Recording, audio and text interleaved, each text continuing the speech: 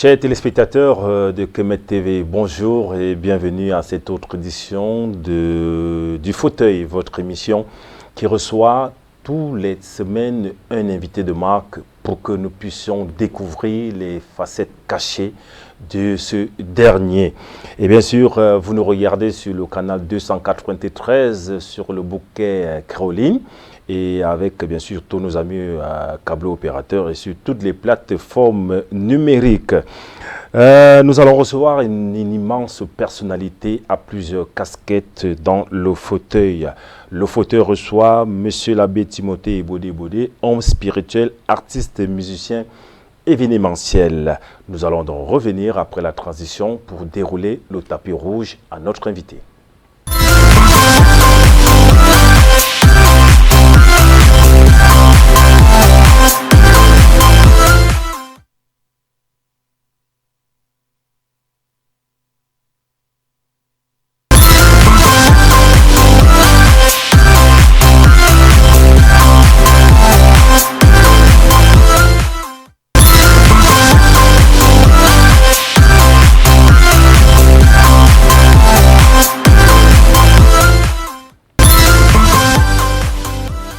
Voilà, retour sur le plateau pour recevoir cette immense personnalité. Monsieur l'abbé Timothée Bodé, bonjour. Bonjour Gérard. Merci d'avoir accepté notre invitation. Le plaisir est partagé. S'il fallait que vous vous décriviez, vous seriez? Je serais artiste en complet parce qu'un prêtre c'est un artiste, tout comme Dieu lui-même il est artiste. Oui. Et quel rang occupez-vous dans la fratrie de la famille oculaire? Un rang, vous savez, en famille, on nous a toujours dit que c'est le dernier qui doit être le premier. Donc on préfère toujours occuper le dernier rang pour être élevé par les siens. D'accord. Donc ça veut dire que vous êtes le dernier de la famille? Je suis le dernier. Nous avons... C'est une décision que Dieu lui-même il a prise d'une famille de 7 enfants. Oui. Je suis le dernier. Combien de garçons? 4 garçons, 3 filles. Et tous en vie encore? Dieu a rappelé auprès de lui une, oui, une fille. Bon, aujourd'hui, nous restons avec 2 filles, 3 garçons. 4 garçons, je vais dire. D'accord. Est-ce que vous vous rappelez encore du nom de votre première école primaire? École publique de Voie 2. Voie 2, c'est dans quel arrondissement, département? Arrondissement de Kola, département de la Léquier. Oui. Village Voie 2. Parlez-nous un peu brièvement de vos parents. Mes parents, j'ai connu mes parents, mais malheureusement pour moi, ça a été de courte durée. Très courte durée parce que papa décède, j'avais 8 ans. Désolé. Et il s'est en allé. Mais la maman, elle a vécu avec nous. J'ai vraiment connu ma mère. Pas comme toutes les mères, ça je le dis vraiment. Et ce n'est pas parce qu'elle était ma mère, c'était une femme exceptionnelle. Vous voyez une femme qui peut rester avec un enfant de 8 ans jusqu'à plus de 40 ans. Et elle fait de lui un homme. Je pense que sans avoir des revenus, rien que derrière le champ. Rien que derrière les champs, et vous avez beaucoup eu d'affection de votre maman? Gérard, étant le dernier. Vous abordez un point où je ne savais pas réellement que c'était l'amour que j'étais en train de vivre face à cette dame. On pouvait causer, on pouvait rire et de temps en temps je prenais du plaisir du fait qu'elle m'appelle mon chéri et moi j'ai appelé Madame Ebodé parce qu'effectivement je porte le nom de notre défunt papa, Ebodé, Ombédé Timothée. Donc ça fait que tout de suite j'étais son époux et on avait toujours cette habitude de jouer un peu, se taquiner, mais c'était plus que l'amour. Parce que quand elle est décédée, j'étais à un pas de quitter le monde. Je suis tombé gravement malade. Nous sommes sincèrement désolés pour la disparition qui n'est pas surtout très facile. Lorsque un enfant n'a pas connu papa, tout l'amour est centré sur maman et elle s'en va aussi comme ça. Nous savons également que dans les familles, il y a des amis, il y a des ennemis. Qui est votre meilleur ami dans votre famille oculaire? Mon meilleur ami, je pense même que c'est celui qui ne m'aime pas. C'est lui qui est mon meilleur ami. Comment ça? Parce que, vous savez, c'est un risque de courir, de marcher avec une personne qui ne vous aime pas. Quand quelqu'un vous signale déjà qu'il ne vous aime pas, ou vous avez quand même quelques signe qu'il ne vous aime pas, Oui. c'est lui que vous devez beaucoup aimer. Parce qu'il n'est pas hypocrite, il est vrai. Il vous montre son vrai visage. Oui. Tout de suite, vous savez qu'il faut faire attention. Oui. Ça veut dire que lui, il t'aime. Celui qui t'appelle amour, amour, amour, là, il faut faire attention. Mais là, vous parlez comme un homme spirituel. Moi, je voudrais maintenant que M. Baudet parle comme un homme qui laisse un peu sa casquette d'homme spirituel et nous dit vraiment qui est son véritable amour, ami dans le sein de la famille. Parce que nous savons, moi par exemple, c'est mon petit frère qui est mon meilleur ami. Monsieur Benji, vous voulez qu'on aborde oui, c'est ça, un sujet très compliqué. C'est justement ça le concept du fauteuil. Parce qu'il faudrait qu'on découvre les facettes cachées de l'invité. Ça, c'est vrai. Bon, ok.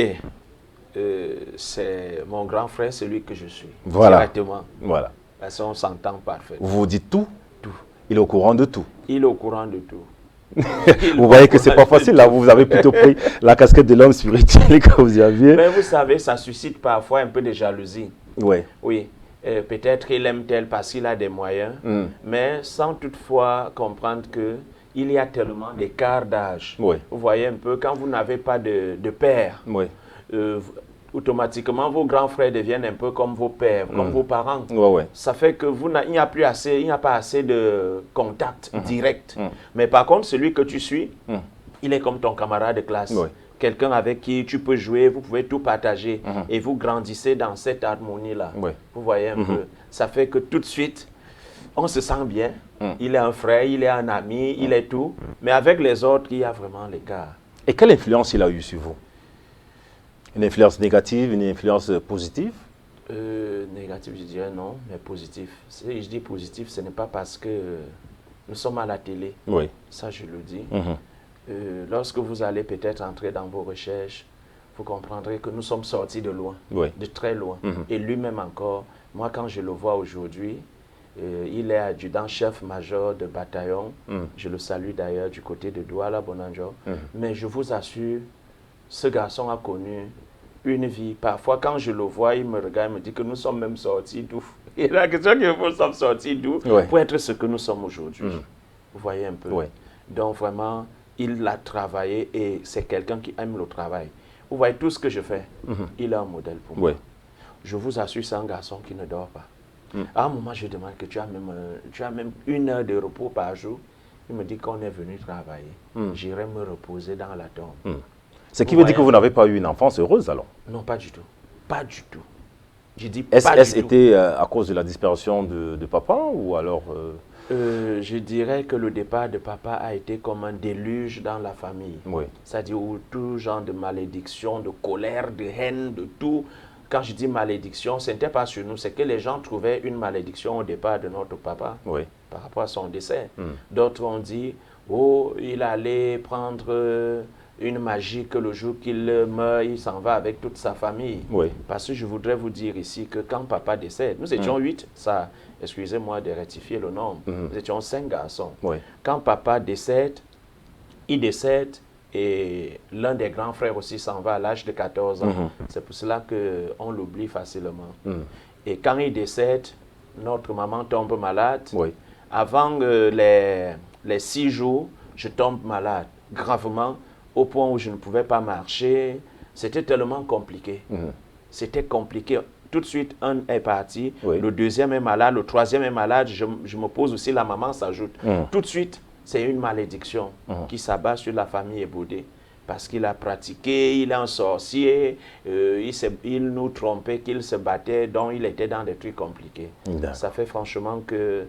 Et ça a bouleversé la famille, la maman n'ayant pas de moyens, elle va se créer ailleurs, d'autres vont de l'autre côté, d'autres même abandonnés, il faut le dire. Puisque le grand frère, quand il décède, on l'enterre à ça.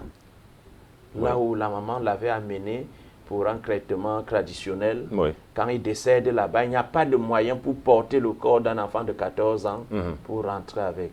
Et la maman a passé, je voudrais vous dire, 4 nuits dans une chambre avec un corps sans vie. Et qui se décomposait déjà. Elle-même nous raconte que j'avais peur d'aller faire pipi à côté, de peur qu'on ne vienne ramasser, ou alors je pensais qu'il va ouvrir les yeux. Je faisais pipi sur place. Lorsque vous étiez adolescent, vous étiez bad ou good boy?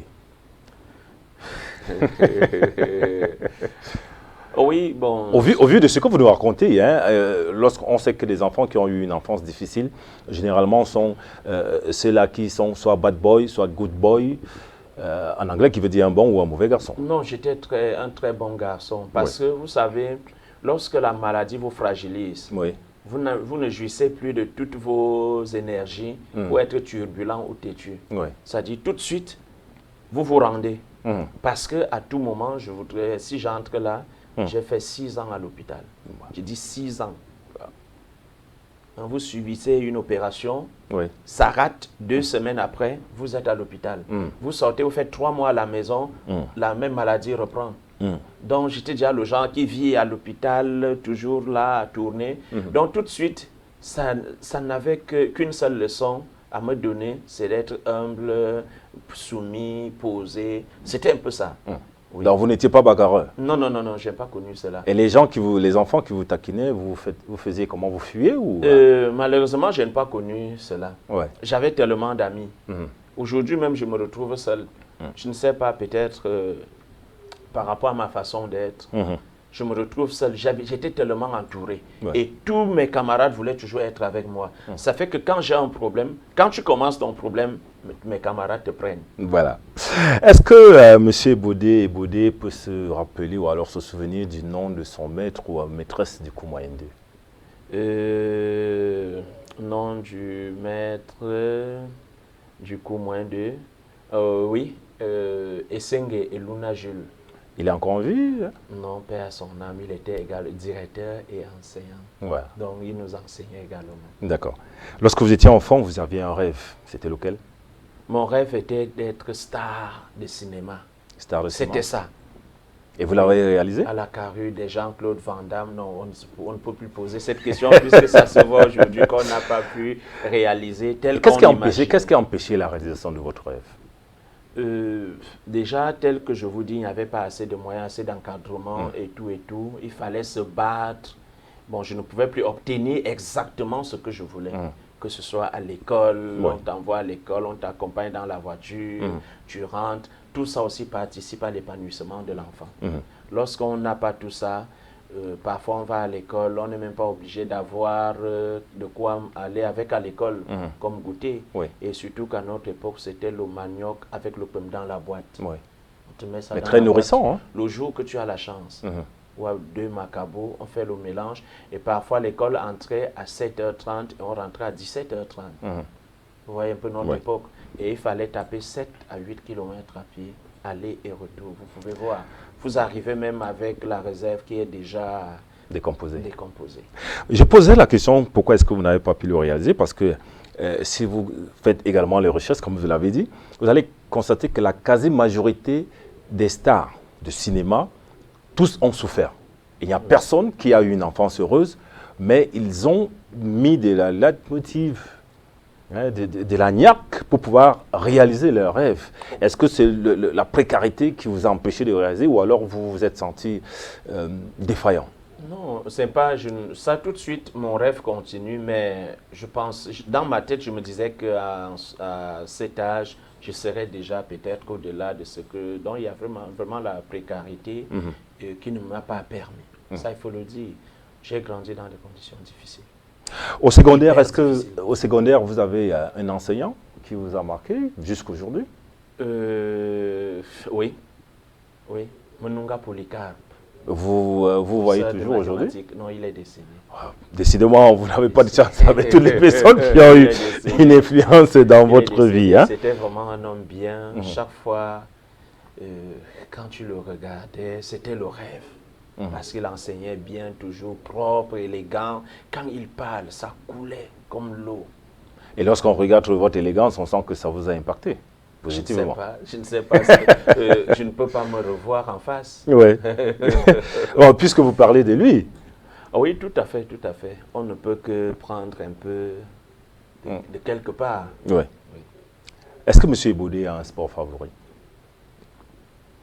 Un sport, oui, le football. Le football. Oui. Vous avez pratiqué le football? Non. Pas vraiment. Mais vous aimez regarder le football Très bien. Je ne pouvais pas, vu mon état de santé et tout, c'est un sport qui nécessite beaucoup d'énergie. Bon, c'est un peu de temps en temps, comme tout Camerounais peut tirer le ballon. Bon, on s'est exercé, mais ce n'était pas pour un niveau élevé. Bah, on profite également, tout en rappelant que le Cameroun a battu le Brésilien. Comme vous aimez le football, vous étiez satisfait, vous étiez content? Très content. Très content. Quand j'ai vu Aboubakar marquer ce but, moi, ce qui comptait pour moi, ce match, ce n'était pas la victoire pour aller même au second tour, mais taper le Brésil. Taper le Brésil. Tout simplement. Bon, pour ceux qui nous regardent, peuvent se dire les Camerounais se sont contentés de la victoire du Cameroun sur le Brésil. Non, le Cameroun n'est plus à ce niveau. Le Camerounais a soif de porter le trophée. Moi, ce qui me fait plaisir à cette victoire, j'ai lu un post de Ronaldinho, où il disait qu'il respecte toutes les équipes qui sont à ce mondial, mais particulièrement, il a peur du Cameroun. Et je pense que ses coéquipiers ou alors les jeunes l'ont peut-être critiqué. Mais tu as peur de quoi? Peut-être à votre époque, c'était pas... Quand je pense en vous. Voilà, nous ne sommes pas en train de parler de l'équipe du Cameroun actuellement. Nous parlons de M. Bodé, M. l'abbé, parce qu'il faut déjà le préciser que c'est un homme spirituel très connu, très réputé. Nous allons revenir dessus juste après la transition, madame, monsieur, pour la deuxième partie.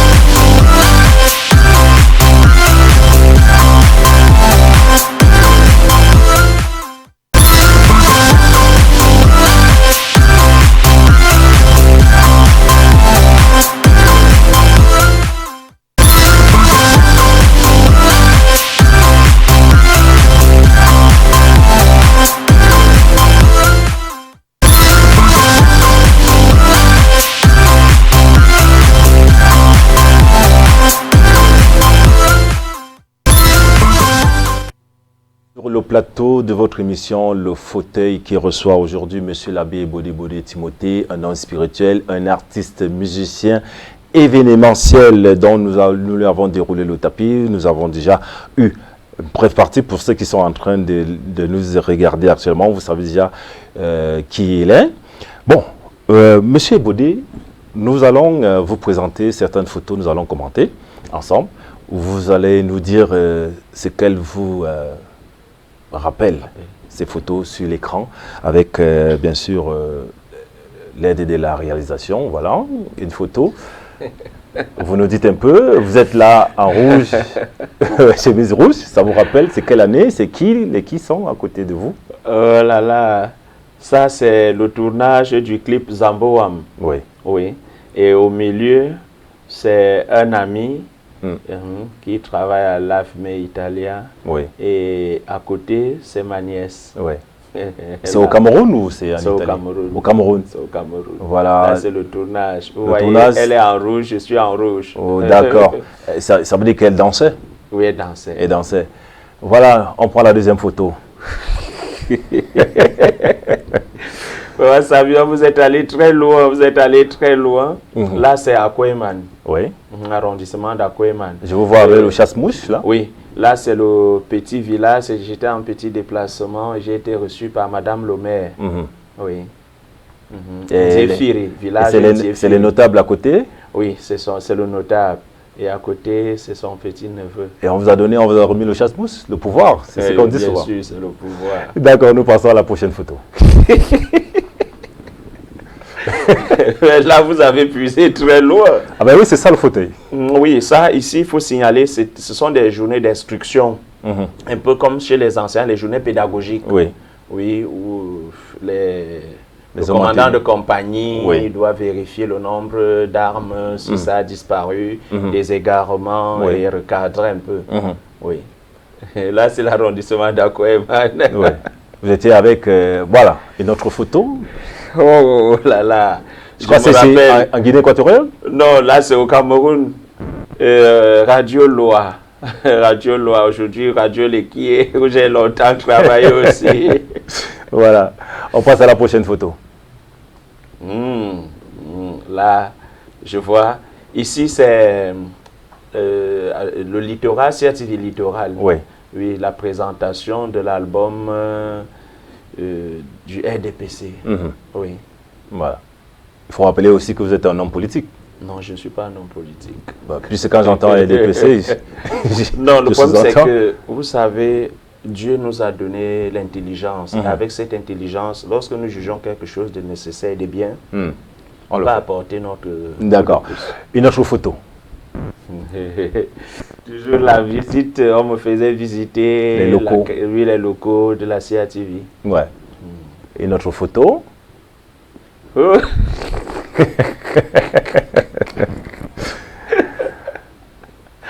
Oh là là, les bons moments, les bons moments. Là, je suis avec Chapalance, l'artiste, Lina Shaw et Thierry Lamy, lors de l'Assemblée Générale élective de la SOCAM. Oui. Oui. Vous étiez membre? Oui, j'étais rapporteur régional de la commission de lutte contre la piraterie pour le centre. Nous en parlerons tout à l'heure. Une autre photo, je crois, c'est la dernière. Non, on va revenir sur cette photo. Merci à Lorenzo déjà pour ça. Voilà, nous disons tantôt déjà que vous étiez un homme spirituel, monsieur l'abbé Bodiboding. Qu'est-ce qui vous a motivé à devenir prêtre? Motivé, je pense que... Ou alors, comment avez-vous eu l'appel? Mais moi, je pense quand même qu'il y a une certaine motivation. Si je parle de motivation, c'est comme si c'est un métier que l'on se lève et on fait un choix quelconque. Oui. Je dirais ici l'appel. Et l'appel, on est prophète. On ne devient pas prophète. Quand j'essaie un peu de faire le récit de tout ce que j'ai subi, je me suis rendu compte que Dieu avait un plan sur moi et que absolument Satan voulait faire échouer le plan. C'est pour cela que je dis, moi je suis prophète depuis. Et là, ça se réalise tout simplement en 97. Oui. 97. Vous avez été ordonné? Oui. Non, 97, c'est l'entrée au séminaire. Oui. Est-ce qu'il y a un niveau requis pour entrer au séminaire? Oh oui, il faut le dire, nous savons déjà que c'est le bac. Oui. Mais ce n'est pas ça qui fait l'homme de Dieu. Ce n'est pas ça qui fait l'homme de Dieu. D'ailleurs, Dieu est comme le vent et il souffle à toutes les directions. Oui. Il aime d'abord travailler avec les imboucs. Ceux qui se prennent, qui ne sont rien, qui ne savent rien. C'est là où il s'exprime beaucoup. Parce que les intellectuels ont un problème d'orgueil. Et ils veulent toujours mélanger leur connaissance à celle de Dieu. Et ça devient un peu comme l'eau et l'huile. Quand vous mélangez les deux, ça ne peut pas, se mélanger. Je voudrais poser la question, monsieur l'abbé, pourquoi on ne retrouve pas la gente féminine dans les séminaires pour être prêtresse, par exemple, comme dans les religions africaines? Vous savez, les religions africaines, je ne sais pas si les femmes sont des prêtresses. Les religions africaines, je voudrais savoir, parce que je ne peux pas parler de ce que je ne maîtrise pas trop. Déjà, vous savez, il y a des moments où la femme peut s'approcher de l'autel ou des objets sacrés et des moments où elle ne peut pas. Et ces moments ne sont pas calculés. Vous imaginez par exemple que vous avez donc un prêtre, un curé qui est une dame et du moment où elle sait que je ne peux pas m'approcher de l'autel, si ça tombe un dimanche, elle va faire comment? Mais chez d'autres chrétiens, par exemple, chez les protestants, les évangélistes, il y a des pasteurs femmes. Oui, là, ça dépend de ce que l'Esprit leur recommande. Vous savez que chaque église a l'âme et l'esprit. Donc, et chaque esprit recommande à son église comment fonctionner. Vous voyez un peu. Mais pourquoi cette particularité uniquement chez les catholiques du fait que les femmes ne doivent pas être prêtresses? Vous savez, même dans la Bible, chaque chose a sa place. Chaque chose a sa place. Et depuis l'époque de Moïse, les femmes ont été des prophétesses et autres, mais prêtres, non. Depuis le temps Melchisédek jusqu'à nos jours, nous savons que Dieu a toujours voulu travailler avec les hommes dans ce sens-là pour diriger son peuple. Vous voyez Moïse, ainsi de suite, Aaron, on aurait plutôt trouvé Mais Moïse était marié. Oui, ça c'est normal. Tous ces prophètes avec des femmes. Oui. Certains étaient même polygames. Bien sûr. Mais pourquoi est-ce que l'Église catholique n'a pas accepté ça? Il faut déjà souligner ici que les prêtres se mariaient avant. Oui. Justement, c'était ma prochaine question. Oui, il fut un temps, on a trouvé que le mariage du prêtre n'était pas important. Pour plusieurs raisons. Vous savez, lorsque vous êtes marié, oui, il y a beaucoup d'exigences. Il y a beaucoup d'exigences. Et certaines femmes ne se comportent pas comme les femmes des prélats. Vous voyez un peu? Et ça fait que l'Église est en souffrance. On a préféré dire, mieux, on arrête d'abord. Que l'homme se concentre un peu. Vous voyez, si vous avez, par exemple, comme demain, c'est dimanche, vous avez messe, et qu'une femme commence à vous faire des problèmes, parfois elle peut vous poursuivre jusqu'au bureau. Il y a des femmes qui vont trouver leurs époux au bureau pour faire des problèmes. Est-ce les raisons? Et pour la femme, je vous assure, pour la femme, là où son mari est, même Dieu devient petit. Oui, moi j'ai vu une femme qui décroche le téléphone à l'église, parce que le mari est homme de Dieu. Et que lui, la réunion c'est à 14 h. Mais comme je suis encore à l'église, bon, attends un peu, est-ce que tu as déjà retiré l'argent que je t'avais demandé de prendre? Voilà à l'église. Par contre, parce qu'elle sait que c'est son mari, c'est le business de son mari. À un moment, ça devient comme si c'était des hommes d'affaires, où il n'y a même pas de, crainte, rien, on peut faire comme on veut. Vous voyez un peu?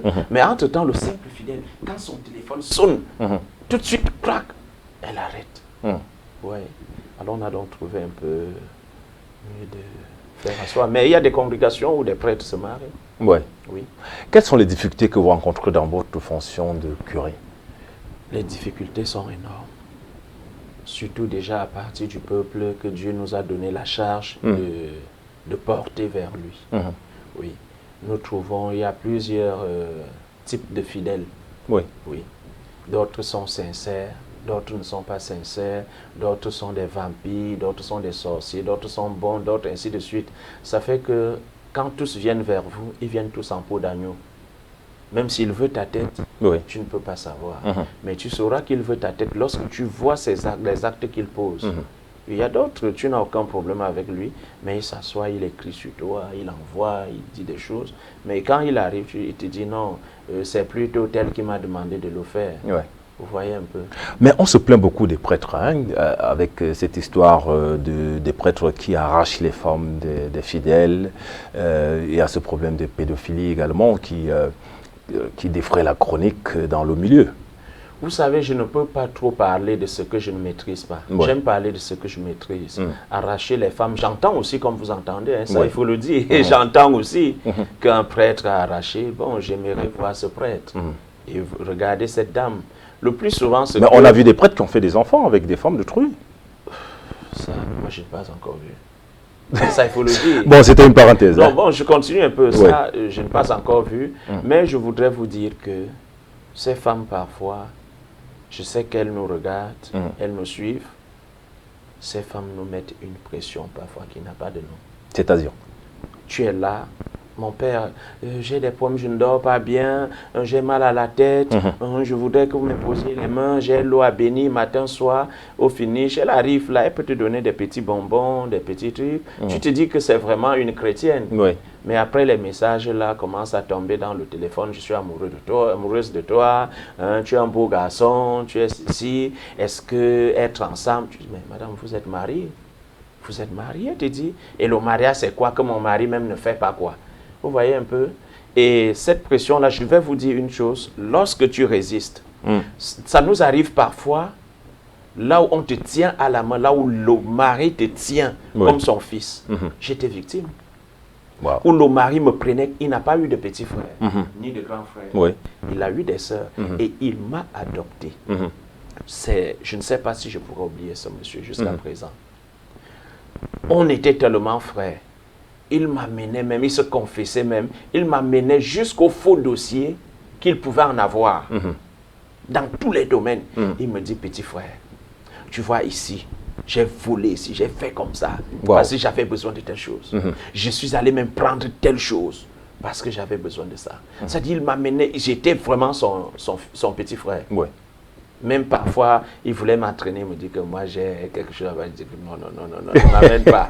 Mais il me dit allons d'abord. Oui. Après, je lui dis non, ce n'est pas bien, tu es marié, tu es ceci. Oui. Mais je vous assure, et ce monsieur, le matin quand il se lève, il m'a envoyé mon déjeuner comme son enfant. Mais curieusement, sa femme s'était interposée. Oui, vraiment, tu es beau, que lui ne fait pas quoi. Comme il te fait déjà confiance, tu viens ici, même si tu te trouves à la maison, il ne peut pas imaginer. Je vous assure, et quand je dis je ne veux pas, elle me dit, si tu ne veux pas, je lui dirai que tu m'as fait la cour. Ça devient un peu comme l'histoire de Joseph. Je vous assure, elle me dit que je vais lui dire que tu m'as fait la cour. Tout en sachant que son mari va croire en elle. J'arrive parfois, la voiture est fermée, on me dit non, je t'ai déjà dit quand tu entres ici, ne bloque pas la voiture. On envoie les SMS oui. Comme dans le téléphone. Ouais. Bon, moi je me dis peut-être parce que quand j'arrivais avec la voiture, parfois les gardiens lavaient la voiture, je débloque. Quand je trouve, tu as trouvé 300 000 ou 500 000 au siège, tu trouves là qu'elle a écrit un message, elle t'aime, tout ça, tu te demandes que ça c'est quelle histoire. Avec tous ces phénomènes. Et finalement c'est tombé. Une relation est morte parce que je ne pouvais pas le faire. Oui. Vous savez, quelqu'un qui vous porte dans son cœur. Oui. Et ce n'est pas un seul cas. C'est tellement qu'on ne peut même plus se rappeler. Justement, avec toute cette pression-là. Mais on accuse le prêtre. Oui. Avec toute cette pression-là, est-ce que vous ne regrettez pas le fait d'être prêtre? Lorsque vous voyez un peu toute cette beauté, cette jante féminine qui également, vous n'allez pas dire quand même que vous n'êtes pas attiré par les belles femmes. Parce que si je vous raconte encore une histoire, bon, je sais que c'est fauteuil, mais c'est quand même une histoire, si vous permettez, d'une seconde. Je vous en prie. J'arrive à Mokolo, notre marché, connu par tout le monde. Je vais acheter le miel. Une dame dit, vends le miel au prêtre. Hein. C'est un prêtre, il veut le bon miel. Sinon, tu vas porter la malédiction. Oui. Elle va effouiller le miel. Elle me sert. Après, elle se dit, quel gâchis. Un homme comme ça qui te pompe des beaux enfants. J'avais honte. Vous voyez, j'avais tellement honte. J'ai eu honte. Oui. Tellement. Donc, vous n'avez pas de regret? Non, pas du tout. Vous savez, si je n'étais pas appelé, je ne serais pas peut-être celui que les femmes admirent. Parce que c'est son onction. Il a mis l'onction à moi. Oui. Et moi, je sais que ce n'est pas ma beauté qu'ils admirent. Mais c'est l'esprit, l'onction que vous avez. Que vous dégagez, en fait. Que je dégage. Oui. Et si on enlève cette onction, je pense que je pourrais même faire 1000 km, aucune femme ne me regarde. Voilà. Revenons toujours dans le cadre de votre profession de curé, de prêtre. De quoi vit le prêtre? Le prêtre vit des offrandes, des petits efforts, que la paroisse, des petites quêtes. Et maintenant, ça dépend du prêtre. Moi, j'ai appris à travailler. Oui. J'ai des chants, j'ai des petites affaires, bon, comme je peux dire, la musique. Bien sûr que le droit d'auteur ne marche pas.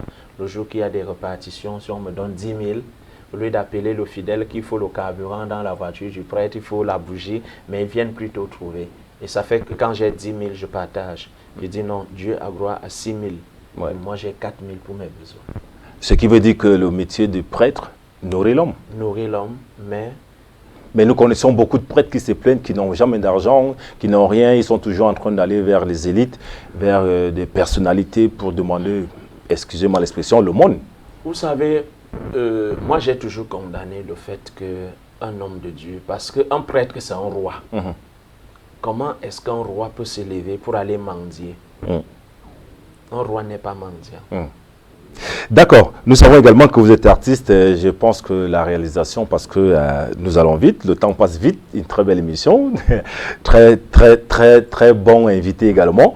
Je pense que la réalisation va nous permettre de voir une de vos réalisations musicales et nous allons revenir pour parler justement de votre profession d'artiste.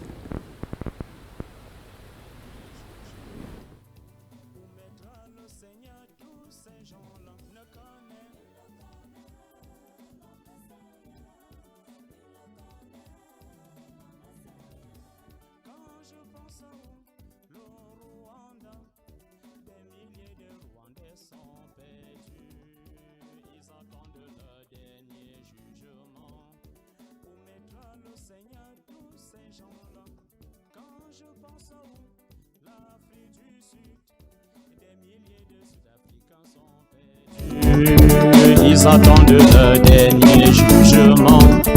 Où mettra le Seigneur? Tous ces gens-là ne connaissent.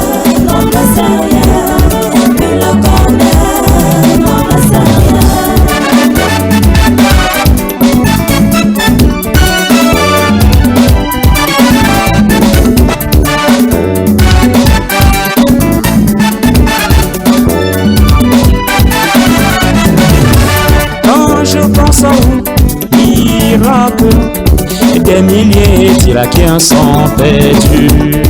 Ils entendent le dernier jugement. Où mettra le Seigneur? Tous ces gens-là ne connaissent.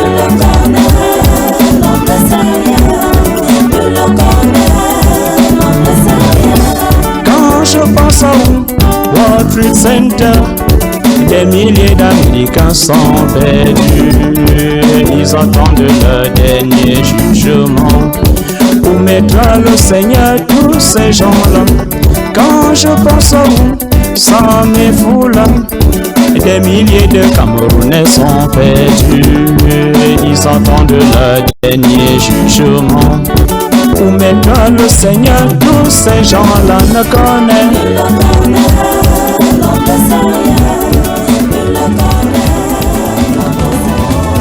À quoi sert un étudiant qui n'étudie pas?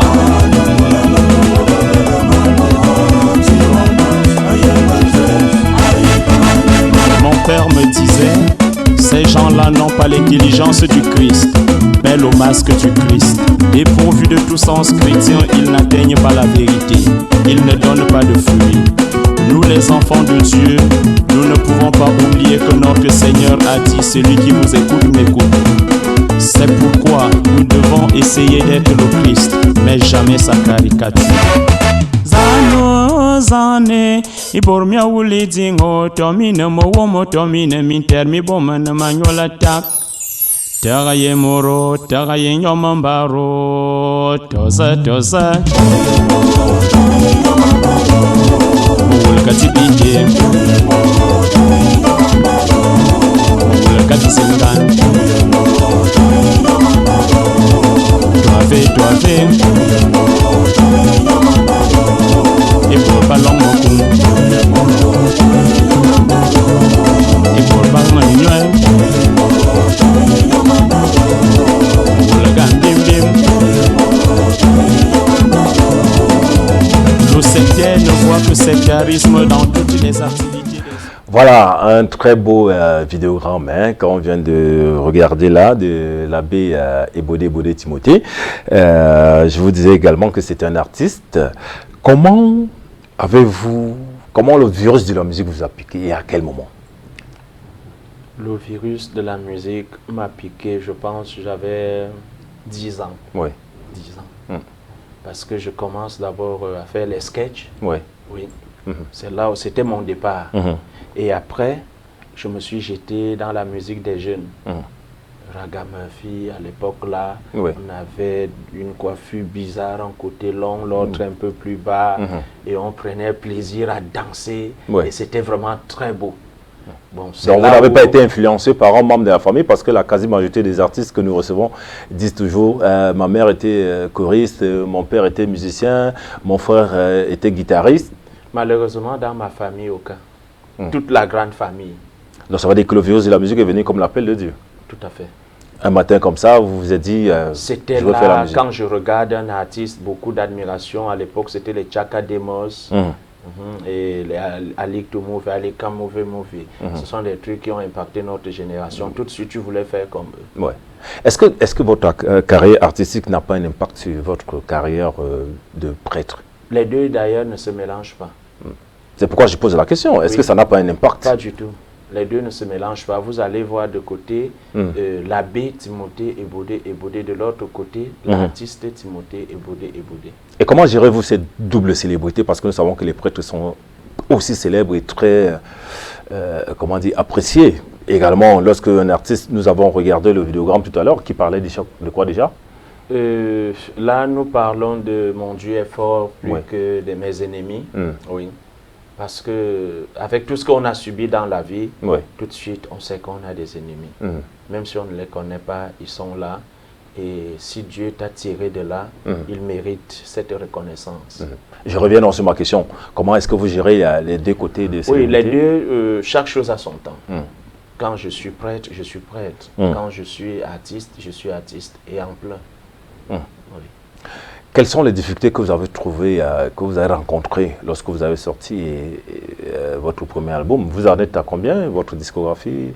Je suis à 2 albums. Oui. Quelles sont les difficultés que vous avez rencontrées à la première? Oui, la première, j'ai rencontré... La première production de votre album? Beaucoup de difficultés. À un moment, j'ai même failli abandonner. Oui. Parce que c'est un monde, je ne sais pas, un beau métier, mais qui est entouré des hommes de mauvaise foi. Oui. Entouré, je dis bien de mauvaise foi. Voilà. Et je voudrais savoir également, lorsque nous parlons de droits d'auteur, qu'en pensez-vous des droits d'auteur au Cameroun? Le droit d'auteur au Cameroun, c'est presque mort. C'est en sachant que vous étiez membre d'une commission. Oui. Mais là, c'était la lutte contre la piraterie. La lutte contre la piraterie, c'est toujours lié à tout ça. Vous savez, si la piraterie impacte une société, cette société ne peut pas s'épanouir. C'est impossible. Ça veut dire que c'est même le déclic, c'est la mort de cette société. Tant que la piraterie continue à gangrener et à faire surface, à marcher comme tout le monde, comme si tout était permis, le droit d'auteur ne marchera pas au Cameroun. Bon, le fait que vous soyez prêtre et artiste, est-ce que ça ne vous dit pas, bon, je me suffis déjà en tant que prêtre, j'ai ce que je veux, la musique c'est juste un plaisir, ou alors c'est pour chercher de l'argent?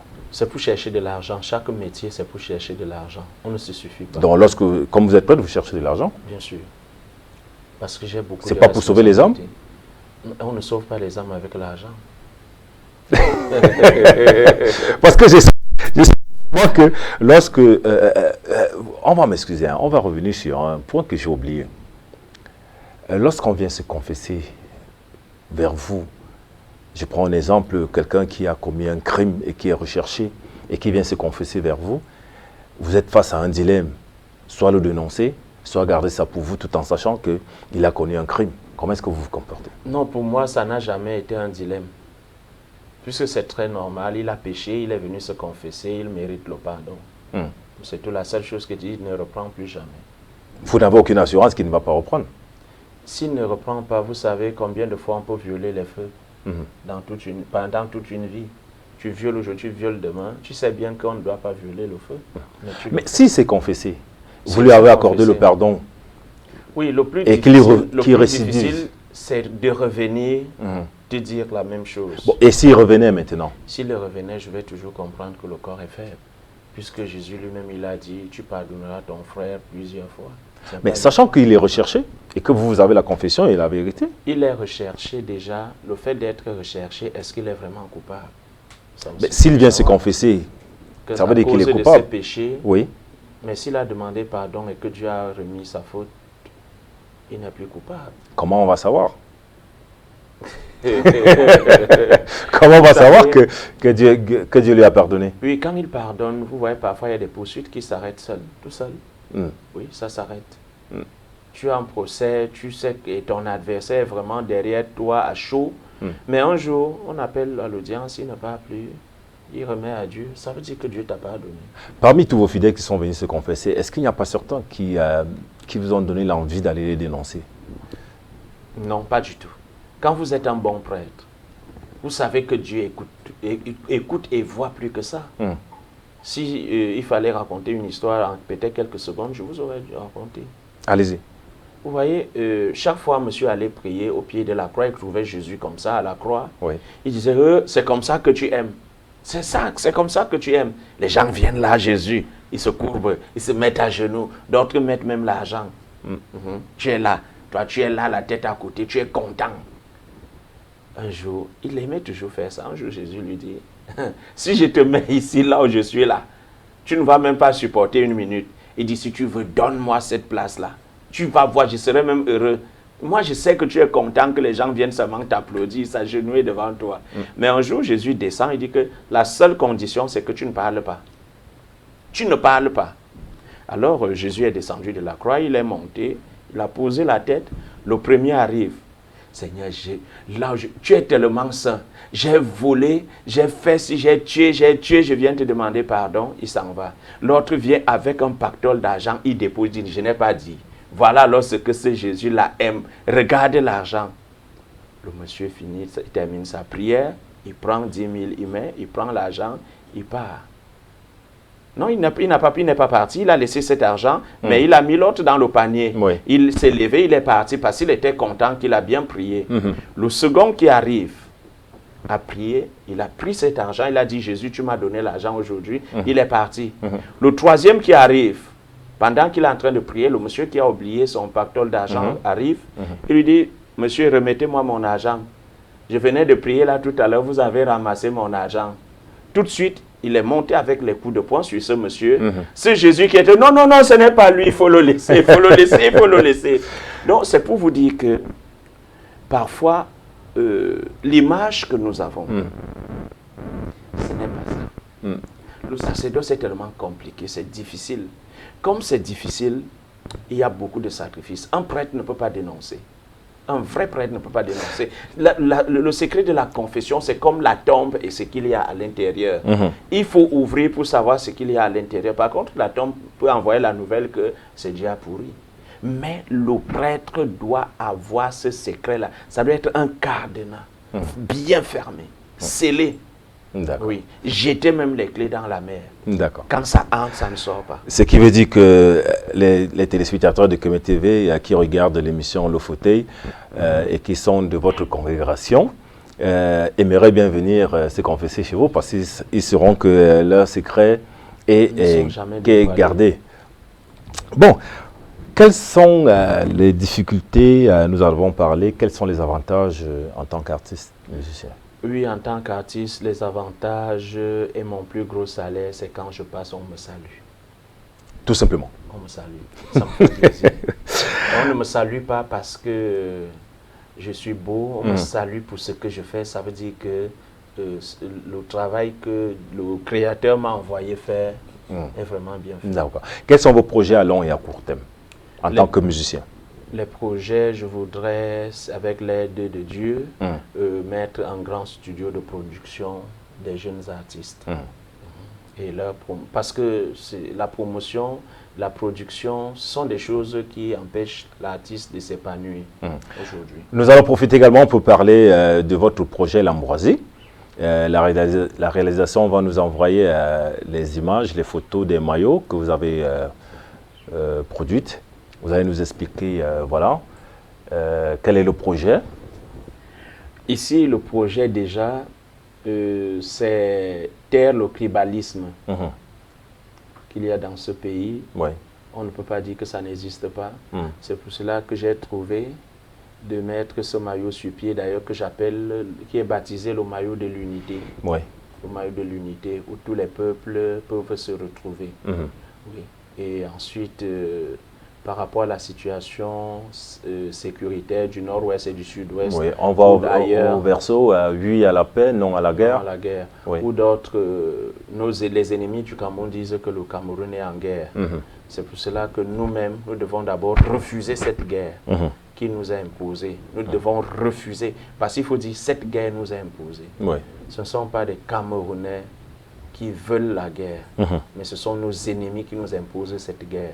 C'est pour cela que nous disons non à la guerre et oui à la paix. Est-ce que vous avez un coup de gueule? C'est très difficile pour nous. Quand je dis très difficile pour nous, vous savez, un coup de gueule peut faire mal à plus d'une personne. C'est ça le concept de l'émission du fauteuil. Oui, en faisant mal, mon souci, mon idée ou mes intentions ne visent pas à faire mal, mais plutôt à faire du bien. Bon, quel conseil pouvez-vous donner à la jeunesse qui nous regarde? Le conseil que je voudrais donner à la jeunesse, c'est que ce n'est pas facile. Quel qu'en soit, ne vous fiez pas de ce qu'on nous montre aujourd'hui dans les réseaux sociaux, dans les chaînes de télévision, que la vie est en rose, si on va aux États-Unis, si on marche avec des sommités et autres. Faites très très attention. Il faut travailler dur et enfin vous allez comprendre. Moi par exemple, pour que j'arrive à ce petit niveau, côté artistique, c'est déjà plus de 20 ans. Pour d'autres ne me connaissent pas. Oui, mais c'est toujours le travail. Vous voyez, quand vous m'avez appelé à votre émission Fauteuil, j'ai dit quel privilège. Je ne peux pas laisser passer cette occasion, j'ai sauté dessus. C'est petit à petit que nous allons arriver. Est-ce que vous donnerez, vous approuverez qu'un jeune qui voudrait être textuellement comme vous, c'est-à-dire prêtre et artiste? Oui, je les encourage dans cette voie. Pourquoi? Parce que d'autres se sont dit, le fait d'être prêtre ne te permet plus d'être artiste. Par contre, c'est deux vocations. Et la musique est comme un virus, comme j'ai l'habitude de le dire. Une fois que le virus est là, tu ne peux pas être à l'abri, tu ne peux pas rester dans le silence, dans l'anonymat. Tout de suite, ça explose. Et je leur demande de faire la même chose. D'accord. Merci, monsieur l'abbé Bodé Timothée, d'avoir répondu à notre invitation. C'est moi qui vous remercie. Et surtout, c'est fini. Toute une journée, c'est très... Voilà, on va y repenser avec le service des programmes pour une autre édition. Merci et surtout beaucoup de courage dans toutes vos activités. Nous savons que ce n'est pas facile. Merci beaucoup à M. Ebenje. Merci au président du groupe qui a eu pitié de nous, les artistes inconnus, nous qui n'avons pas de nom. Et je voudrais aussi lancer un appel à ces jeunes que vraiment c'est un papa qui nous porte à cœur. N'ayez pas peur de contacter Kemet Télévision. Ce papa nous porte à cœur et je le dis encore merci. Et que Dieu bénisse sa maison et vous qui travaillez avec lui. Merci.